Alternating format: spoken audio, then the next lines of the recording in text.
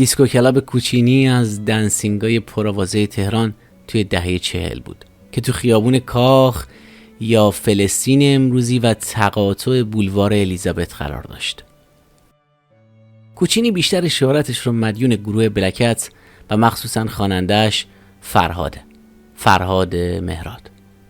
فرهاد و ابی و حسن شماعی‌زاده از جمله جوانایی بودن که تو کوچینی هنر و خلاقیتشون رو پرورش دادن و به شهرت رسیدن.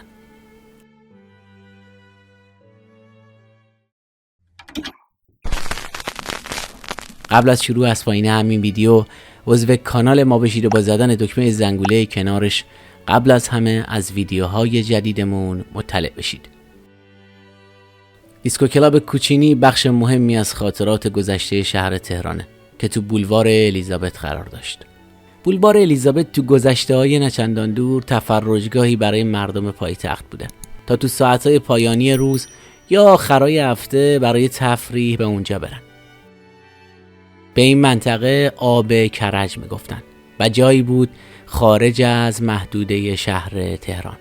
در واقع بولوار الیزابت اولای جوی آب شرقی غربی بوده که از رودخونه کرج منشعب می شده و به سمت زمینای بهجت آباد می رفته و بعد هم به دارالخلافه می رسیده.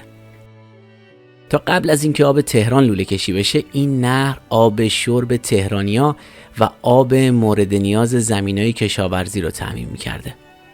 ولی بعد از ساخت سد امیرکبیر تو سال 47 آبی که از بولوار رد می شد کم و بعد هم به مرور قطع شد. بافت خونه‌های شمال و جنوب بولوار هم ارتباط مستقیمی با تاریخچه لوله کشی منطقه داره. بعد از لوله کشی شدن آب و رواج شهرسازی و معماری به سبک غربی، آب کرج تبدیل شد به بولوار و ساختمان‌های جدیدی که یکی پس از دیگری ساخته شدند. طراحی و ساخت بولوار الیزابت به شکلی که امروز می‌بینیم از سال 1336 شروع و حدود 2 سالی هم زمان برد. این بولوار بعد از ساخت اسم مشخصی نداشت تا اینکه تو سال 1339 و به مناسبت سفر 10 روزه ملکه انگلستان به ایران اسم این بولوار رو بولوار الیزابت گذاشتن و بعد از انقلاب هم اسمش به بولوار کشاورز تغییر کرد. با شروع ساخت و ساز اطراف این بولوار و خیابونای منشعب از اون کم کم بولوار الیزابت نماد تهران مدرن شد. از پارک لاله و برجای سامان تا بیمارستانای پارس و آریا و ساسان، از سینما بولوار و بوتیک پلنگ صورتی بیژن پاکزاد تا دیسکو کلاب کوچینی سر خیابون کاخ، همه معدن خاطراتن. بانی کوچینی ویدا قهرمانی هنرپیشه معروف سینمای اون روزا و همسرش داوید یغیازاریان بودن. ویدا و همسرش کافتریا و گالری موند رو تو خیابون حافظ داشتن و کمی بعد تو سال 1344 تصمیم گرفتن تا دیسکو کلاب کوچینی رو به سبک کافه نادری سر خیابون کاخ راه اندازی کنن. کوچینی کلاب شبونه‌ای بود که جوونا برای شنیدن موسیقی خوب به اونجا میرفتن و یه پیست رقص هم داشت که آخر شبا دختر و پسرای جوون توی اون پیست با موسیقی گروهای راکن رول و پاپ ایرانی میرقصیدن. کوچینی به معماری خاص و آرت دکویش هم مشهور بود. فضای ورودی کوچینی مصداق بارز این سبک بود. توی سبک آرت دکو از تمای اساطیری و شمایل نگاری استفاده میکنن.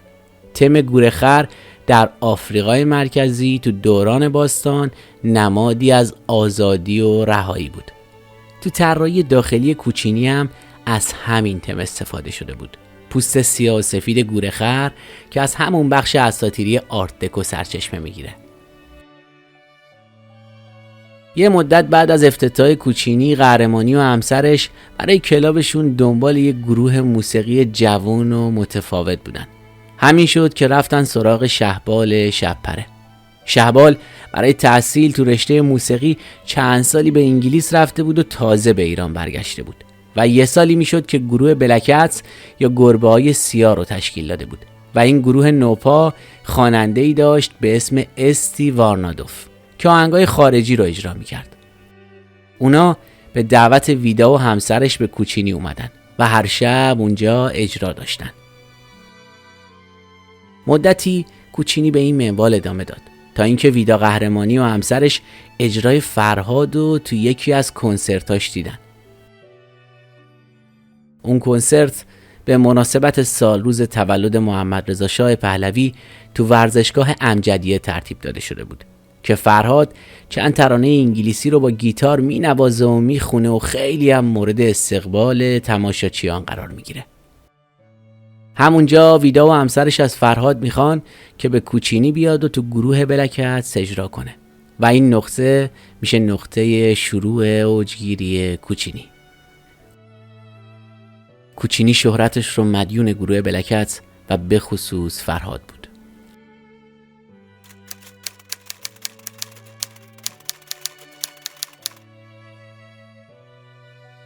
پسری با موهای فرفری اومد و یه جوونی بود، فرهاد سلام، دست دادیم و گفت چی رو تمرین میکردین؟ گفتم مال ری چارلز. گفت ری چارلز؟ شما بگه ری چارلز؟ راست میگی؟ گفت واقعا من خواستم همینه بگم. گفتم کدوم آهنگش؟ گفت کدوم آهنگ؟ گفتم ما این وادی دایسه میشه. گفت وادی دایسه که اصلا همین آهنگی که من شروع کردیم، اون شروع کرد با پیانو زدن، منم درامشو عین همونا بلد بودم میزدم. همکاری فرهاد با بلکت از سال 44 شروع شد. فرهاد خواننده گروه، نوازنده گیتار و پیانو بود و شهبال شب‌پره پرکاشن. شهرام شب‌پره نوازنده گیتار و حسن شماعی‌زاده نوازنده ساکسیفون. هامو نوازنده گیتار و منوچهر اسلامی نوازنده ترومپت بود. فرهاد تو کوچینی آوازایی از خواننده‌های معروف اون زمان مثل الویس پرایسلی، ری چارلز، تام جونز و فرانک سیناترا رو میخوند.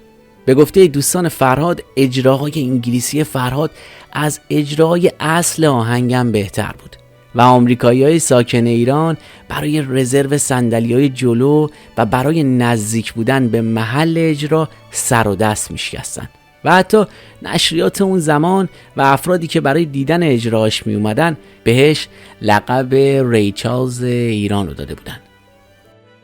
One of these days that it won't be long, you're gonna look for me, but I'll be gone and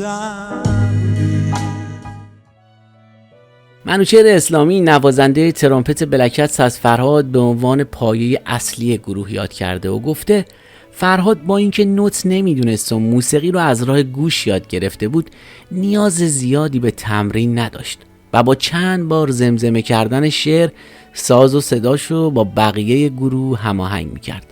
در واقع به احترام بقیه گروه تو جلسات تمرین کوچینی حاضر میشد.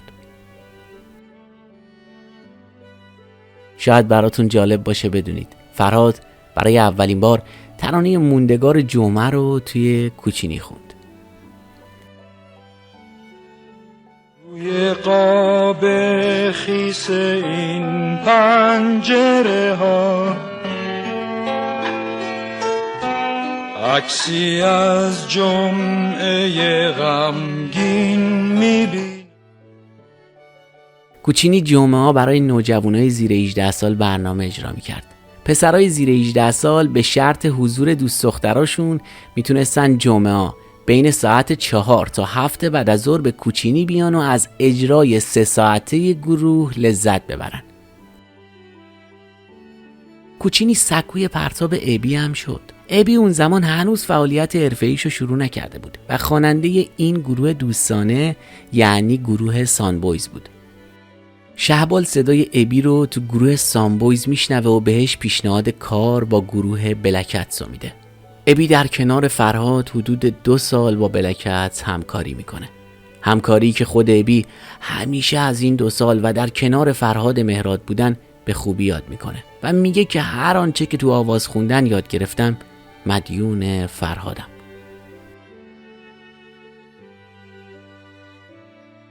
من خالی از عاطفه و خشم، خالی از خویش تنهاییشی و غربت گیج و مبهوت بین بودنا. بعد از جدا شدن فرهاد مهراد از بلکتس و رفتنش به لندن، ابی خواننده گروه بلکتس میشه و چند سالی هم توی کوچینی روی صحنه میره.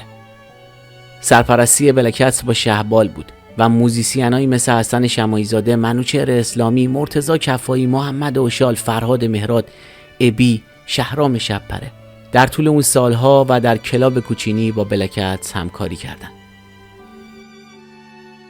این عکسی از عروسی شهبال و همسرش گلنار که تو دیسکو کلاب کوچینی برگزار شده. با وقوع انقلاب ویدا قهرمانی و همسرش از ایران خارج شدن و به آمریکا رفتن. کوچینی هم مصادره شد و در اختیار بنیاد مستضعفان قرار گرفت. تو دهه‌های 60 و 70 مدتی تالار پذیرایی بود. اسم فعلیش رستوران کوچینیه و به شکل سفره‌خونه به فعالیتش ادامه میده.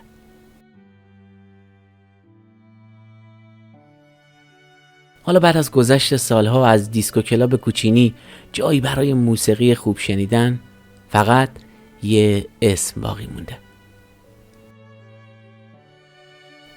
مرسی از اینکه تا این لحظه همراه ما بودید. لطفاً نظراتتون رو پایین همین صفحه با ما به اشتراک بگذارید. راستی اگه هنوز عضو کانال ما نشدید خوشحال میشیم با عضویتتون از ما و فعالیت هامون حمایت کنید.